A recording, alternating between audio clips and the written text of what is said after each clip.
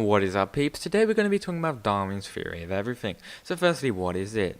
Darwin's theory of evolution is that all living beings have originated from primitive creatures and have evolved over time, descendant with modification. His book on the origin of the species was heavily based on his survey expeditions around the world on the HMS Beagle.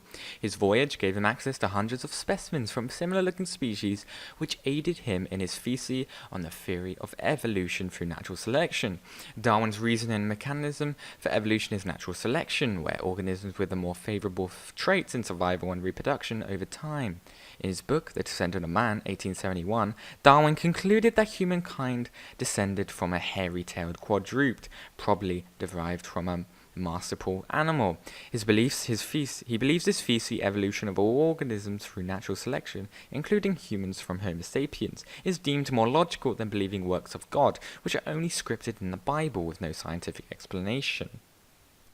So what is the overall effect on the Victorian readers? Well, religion was a very prominent and fundamental concept that was relied on and applied in Victorian daily lives. Victorians, in particular, believed they are much more superior than other organisms, and, by doing so, they have looked down upon primitive creatures and the like.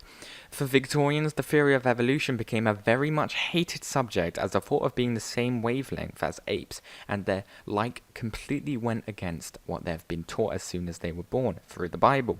Victorians believed, as stated in the Bible, that they have been shaped and created in the image of God, so a theory going against this belief with a scientific basis has completely affected and changed how some Victorian readers think. So how did this shape the book? Well, the theory of evolution is a reference shown through the concept of the characters Jekyll and Hyde, especially Hyde. Jekyll stands as a respectable gentleman of great status, knowledge, and a blessed upbringing. This shapes Jekyll into the perfected image in which Victorians portray themselves. Hyde is shown as the troglodyte, ape-like figure who's deemed to transcend from the Satan himself. This shapes Hyde as the character in which Victorians despise and chastise the most. The connection Stevenson suggests through the characterization of these two men is that the type of character that Victorians despise and reject the most is actually more relevant and closer to their actual selves than first perceived. Stevenson also implies a connection with Hyde's stable demeanor is due to the same fact, where Hyde's connection with distant evolutionary inheritance is disagreeable amongst Victorians today.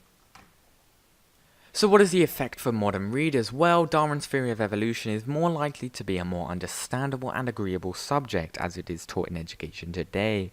Although Darwin's theory still only stands as a theory and different religious bases go against this thesis, modern readers will react to this development in the book less shocked and perturbed in comparison to Victorian readers.